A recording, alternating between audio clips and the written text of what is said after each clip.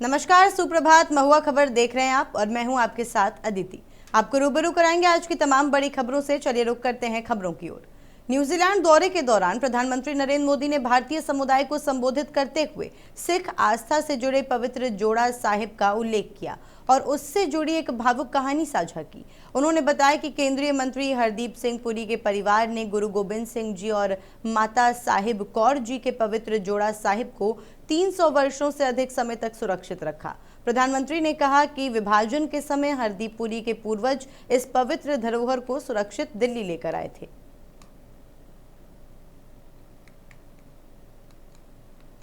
पुरी साहब के परिवार ने, उनके पूर्वजों ने उन्हें सुरक्षित दिल्ली ले आए।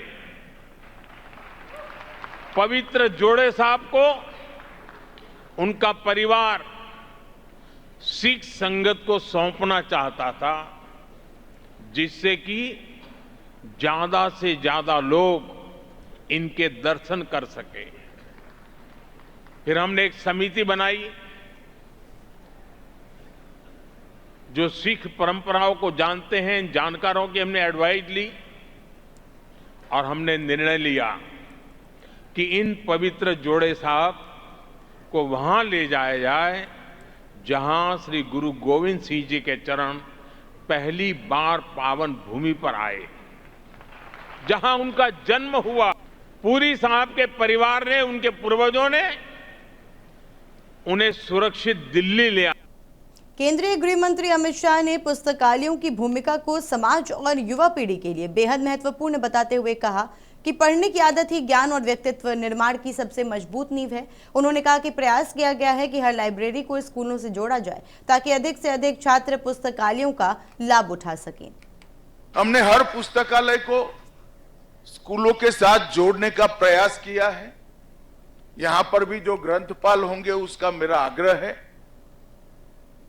कि दिल्ली की आसपास की 10 विधानसभाओं के सारे विद्यालय में आप संपर्क करिए, वहां के युवाओं को इसके साथ जोड़िए और उनको यहां आने की एक बार आदत डाल दीजिए। बाकी का काम तो पुस्तक खुद कर देगा। एक बार युवा पढ़ने की आदत बना लेता है तो अच्छे बुरे का निर्णय वो स्वयं कर लेगा, हमें कुछ करने की जरूरत नहीं पड़ती। पुस्तकालय हमारी रुचि के अनुरूप अगाध ज्ञान सागर में गोता लगाने का मौका भी देते हैं और सागर के नीचे पड़े मोती और रत्नों को चुनकर ऊपर लाने का साहस भी देता है। और ज्ञान सागर के गोते से निकले हुए मोती और रत्न ही व्यक्तित्व को बढ़ाते हैं, देश को आगे बढ़ाते हैं, देश को समृद्ध और आत्मनिर्भर बनाते हैं, देश को संस्कृत बनाते हैं, शिक्षित बनाते हैं और सुरक्षित बनाते हैं। हमने हर उत्तर प्रदेश के मुख्यमंत्री योगी आदित्यनाथ ने कुशीनगर में आयोजित एक कार्यक्रम के दौरान विपक्ष पर निशाना साधते हुए गरीबों और वंचित वर्गों के मुद्दे पर बड़ा बयान दिया। उन्होंने कहा कि जो लोग आज गरीबों के हितैषी होने का दावा करते हैं, उन्हें पहले अपने शासनकाल का हिसाब देना चाहिए। मुख्यमंत्री ने कहा कि कुछ दलों को प्रदेश में 4-4 बार सरकार चलाने का अवसर मिला, लेकिन वो मुसहर समुदाय जैसे अत्यंत वंचित वर्ग के लोगों को न तो आवास दे सके और न ही जमीन का मालिकाना हक दिला पाए। गरीबों के बारे में चिल्ला चिल्ला करके कहने वाले लोग 4-4 बार प्रदेश में उन्हें सरा शासन में रहने का अवसर प्राप्त हुआ, लेकिन मुसहर जाति के लोगों को मकान नहीं दे पाए, मुसहरों को जमीन का पट्टा नहीं दे पाए, मुसहर जाति के लोगों को कोई सुविधा नहीं दे पाए, उज्ज्वला योजना का रसोई गैस का कनेक्शन नहीं दे पाए, आयुष्मान भारत की सुविधा का लाभ भी नहीं दे पाए। बहनों और भाइयों, ये लोग जो भाषण करते हैं, ये लोग जो घोषणाएं करते हैं, इनकी हकीकत देखो। जब ये सत्ता में थे तब इन्होंने क्या किया। भूख से मुसहर जाति के लोग तड़प करके मरते थे, कोई पुरसा हाल नहीं। गरीबों के घर में राशन कार्ड नहीं था, कोई पूछने वाला नहीं था। मासूम बच्चे इंसेफ्लाइटिस और अन्य विषाणु जनित बीमारियों की चपेट में आते थे, कोई पूछने वाला नहीं था। उपचार का उत्तम व्यवस्था नहीं था, कोई पूछने वाला नहीं था। उच्च शिक्षा का महत्वपूर्ण। पश्चिम बंगाल के बारुईपुर में हुई घटना को लेकर मुख्यमंत्री शुवेंदु अधिकारी ने बड़ा बयान दिया है। उन्होंने कहा कि मामले में कुछ ऐसे लोग भी शामिल हो सकते हैं जिन्हें राजनीति में नकार दिया गया हो। इसके साथ ही उन्होंने कट्टरपंथी और अति वामपंथी गुटों की संभावित भूमिका की भी बात कही। सीएम शुवेंदु अधिकारी ने बताया कि पुलिस पूरे मामले की हर पहलू से जांच कर रही है। उन्होंने बताया कि अधिकारियों ने स्थिति को नियंत्रित करने और शांति बनाए रखने की कोशिश की है। देखिए, कुछ पॉलिटिकली रिजेक्टेड आदमी का तो इंस्टिगेशन है, रेडिकल फोर्स भी रह सकता है, या कुछ अल्ट्रा लेफ्ट भी रह सकता है। ये पुलिस इन्वेस्टिगेशन कर रहा है। हम लोग जो सामने किया उनको तो उठा रहा हूं। पीछे से जो लोग मोबाइल फोन में भड़काने का काम किया है, मैसेज करके भड़काने का काम किया है, पुलिस जब कोशिश कर रहा था भाई शांत रहिए, कार्रवाई होगा, तब जो भड़काने का यहाँ किया तो दूसरे एरिया में किया। सेंट्रल पैरामिलिट्री फोर्स के ऊपर पत्थरबाजी किया, कॉमन पुलिस कांस्टेबल के ऊपर, लेडीज कांस्टेबल के ऊपर आक्रमण हुआ। रेल मार्ग पर इतना बड़ा बड़ा स्टील का बीम वो रेल लाइन के ऊपर देकर यहाँ बड़ा हादसा करने का साजिश था।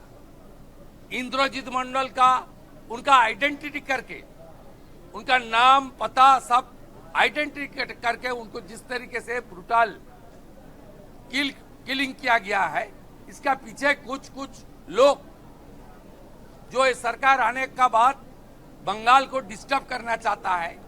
देखिए, कुछ पॉलिटिकली रिजेक्टेड आदमी का। झारखंड के मुख्यमंत्री हेमंत सोरेन ने राज्य के विकास और सरकार की प्राथमिकताओं को लेकर बड़ा बयान दिया। उन्होंने कहा कि उनकी सरकार पूरी गंभीरता के साथ राज्य के हितों और जनता की अपेक्षाओं को ध्यान में रखकर काम कर रही है। मुख्यमंत्री ने भरोसा जताया कि झारखंड अब विकास की नई रफ्तार के साथ आगे बढ़ेगा। मुझे लगता है ये तो घड़े का एक बूंद जैसा है, और भी बूंद बूंद भरते हुए उस घड़े को भरेंगे और आप देखेंगे कि एक जो राज्य पूरे देश का पेट पालता रहा हो और खुद कई मुसीबत और झंझावतों में रहा हो। मैंने पहले भी कहा था कि कुछ महीने पहले ही ये युवा राज्य बना है और अब ये। बिहार के मुख्यमंत्री सम्राट चौधरी ने गयाजी में आयोजित एक विशेष कार्यक्रम के दौरान लोकतांत्रिक व्यवस्था में जनप्रतिनिधियों की भूमिका को महत्वपूर्ण बताते हुए कहा कि ये दिन बेहद अहम है। उन्होंने बताया कि इस आयोजन का उद्देश्य निर्वाचित सदस्यों को विधानसभा की कार्यप्रणाली, उनकी जिम्मेदारियों और प्रभावी भागीदारी के बारे में विस्तार से जानकारी देना है। इसी उद्देश्य से 2 दिवसीय विशेष सत्र का आयोजन किया गया है, जिसमें सदस्यों को विधानसभा में प्रश्न पूछने, बहस में भाग लेने, जनहित के मुद्दे उठाने और संसदीय परंपराओं की जानकारी दी जाएगी।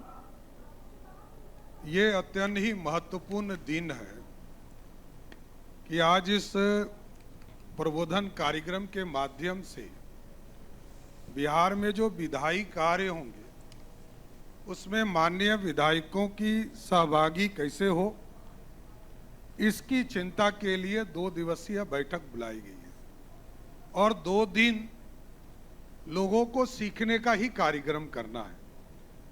अभी तक माननीय मंत्री, माननीय विधायक हम लोग दूसरे को प्रशिक्षण देने का काम करते हैं, लेकिन यहाँ पर कैसे विधायी कार्य में आप जुड़ सकते हैं। और महामहिम उपराष्ट्रपति ने इस कार्यक्रम का उद्घाटन किया और इससे ज्यादा गंभीर बात नहीं हो सकती है। मुंबई में इंडियन नेशनल स्टूडेंट्स यूनियन के इंचार्ज कन्हैया कुमार ने संगठन के अभियानों और विपक्षी गतिविधियों को लेकर बयान दिया। उन्होंने कहा कि विपक्ष के नेता ने कन्याकुमारी से कश्मीर तक पदयात्रा कर लोगों से संवाद किया था। इसके बाद भारत जोड़ो न्याय यात्रा भी निकाली गई। कन्हैया कुमार ने बिहार में निकाली गई वोटर अधिकार यात्रा का भी जिक्र किया। उन्होंने कहा कि लोकतंत्र और नागरिक अधिकारों से जुड़े मुद्दों को लेकर लगातार अभियान चलाए जा रहे हैं। आप हमारी चिंता कर रहे हैं, इसके लिए बहुत बहुत शुक्रिया आपका। लेकिन हम रास्ते पे नहीं हैं, ये मेरे ख्याल से सत्य नहीं है। मतलब नेता प्रतिपक्ष जो है कन्याकुमारी से लेकर के कश्मीर तक पैदल चले, उसके बाद जो है भारत जोड़ो न्याय यात्रा की, बिहार में वोटर अधिकार यात्रा किया, अभी पूरे देश में छात्रों की गूंज कैंपेन चल रहा है 28 शहरों में।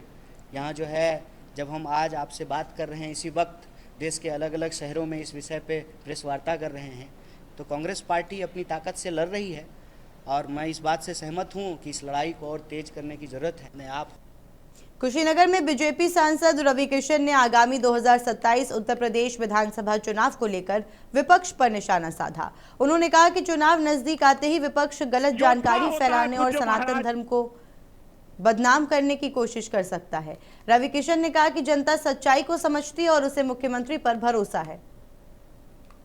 पूज्य महाराज जी की तरह 27 का चुनाव कब आ रे बा? विरोधी जो भी गंदा सोच रखते हैं, जो भी बदनाम करना चाह रहे हैं सनातन को, छोड़ दस जनता के मालूम बस सच्चाई का और जनता के विश्वास बा हमरे महाराज जी पर। जनता के मालूम हो पूज्य महाराज जी दिन रात खट के कैसे मेहनत करना। हर रोज जिला में 2 कार्यक्रम, हर रोज एक जिला, हर जगह पे एगो मेडिकल कॉलेज, हर जगह सड़क, हर जगह रोजगार, हर जगह 1 डिस्ट्रिक्ट 1 प्रोडक्ट। हर जिला में पलायन बंद हो गई हो। ऐसा महाराज जी के। फिलहाल के लिए इतना ही। खबरों का सिलसिला लगातार जारी है। बने रहिए और देखते रहिए महुआ खबर।